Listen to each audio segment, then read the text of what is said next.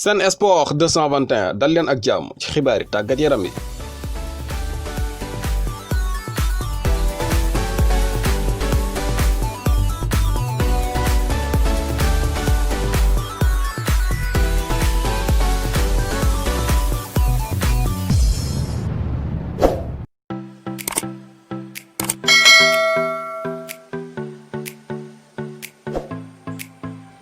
Papis Demba Cissé dellusiwaat na ci kayit yi xibaar yi dafa tina mëninam delloo na buum ca boy ga moom international sénégalais bi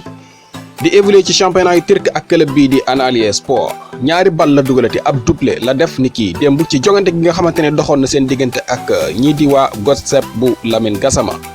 kii di Papis Demba Cissé ubbi caaxi ñaari yoon deuxième ak troisième bii bi nga xamante ni ñii di waa Antalya Sport am nañ ko ci jongante yooyu la donte ne dañoo tembo ñett ak ñett lañ demee kenn ku nekk ñetti bal la dugal sa morom diggante Antalya Sport bu Papis Demba Cissé ak Godset bu Lamine Gassama. Papis Demba Cissé comme ni ma leen ko waxee dugal ñaari bal ci yooyu la jogante 45e ak 64e minute ci la dugal li nga xamante ne moo di doublé boobule tax sax mu nekk li nga xamante ne moo di meilleur buteur ci histoire clubam bii di Antalya Sport.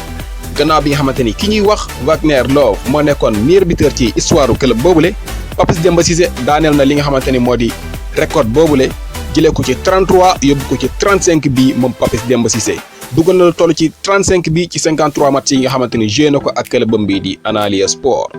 tax sax moom mii di Papis Demba Cissé ab doublém boobule tax mu nekk li nga xamante ni moo di deuxième meilleur buteur ci championnat bu turc ak 19 bii yi nga xamante ni dugal na ko ci saison ren bile tak nekk ci gannaaw ki nga xamante ni moom la ñuy wax Alexandre Sørloth nekk foofu ci Trabzonspor nga xamante ni mooy nekk meilleur buteur ci championnat bi pour le moment. benn bal képp la jiitoo kii di international sénégalais bii di Papis Demba Cissé. Papis Demba Cissé duggaat na ci histoire meilleur buteur ci histoire Antalya Sport nekkagum deuxième meilleur buteur ci championnat bu turc jamono yi benn bal képp boo dox digganteem ak ki nga xamante ne moo jiitu ci classement meilleur buteur yi. Papis Demba Cissé mu ngi wéy di wane boppam foofu ci championnat yu turc ak forme bu jéggi dayoo. international sénégalais Papis Demba Cissé the best striker in the Turkish league at this moment.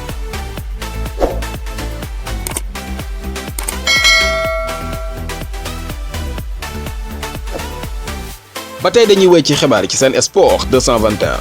coowal Kalidou Koulibaly mel na ni jeexagul ba tey jile gannaaw bi nga xamante ni moom ndaw bi la ñu ngi ko doon annoncé foofu ca Manchester City di wax ne dina signé ak waa kër Pep Guardiola nekk foofu ca Etihad Stadium. jamono yi nag buñ sukkandikoo ci kayit yi xibaar yi ñi di waa Liverpool bi ñu yëgee xibaar ci ne Kalidou Koulibaly dina dem foofu ca Manchester City seenaw fit dafa rëcc ba jamono yi ñu ngi def lu ñu mën ak lu ñu mënul ngir jëm a changé xalaatu kii di Kalidou Koulibaly.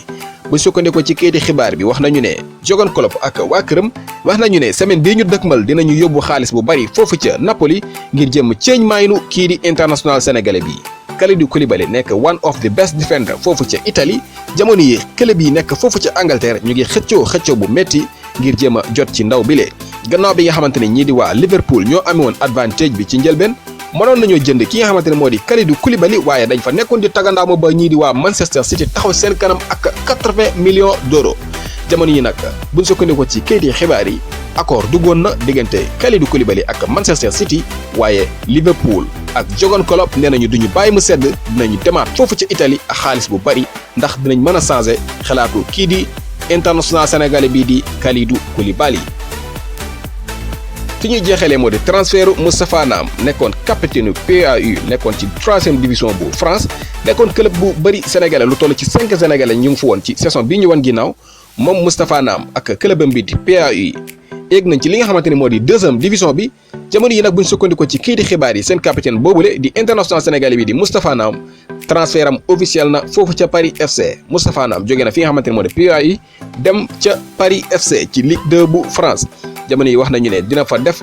contrat am na fa contrat bu toll ci ñetti at maanaam ñetti saison yi ñu dëgmal Moustapha Nam mu ngi ko war a jouer foofu ca PAU nekk ca Ligue 2 bu France. gannaaw bi nga xamante ni mu ngi juddoo fii ci Dakar en 1995 ñu formé ko ci AS Douane en 2017 la fi jógee dem fi nga xamante ne moo di PAU def na fa ñetti at bu ñu sukkandikoo ci kii di xibaar yi ñetti saison yi ñu dëgmal Moustapha Nam nekkoon capitaine PAU dem na foofu ci Ligue 2 bu France ak club bii ñuy wax Paris FC.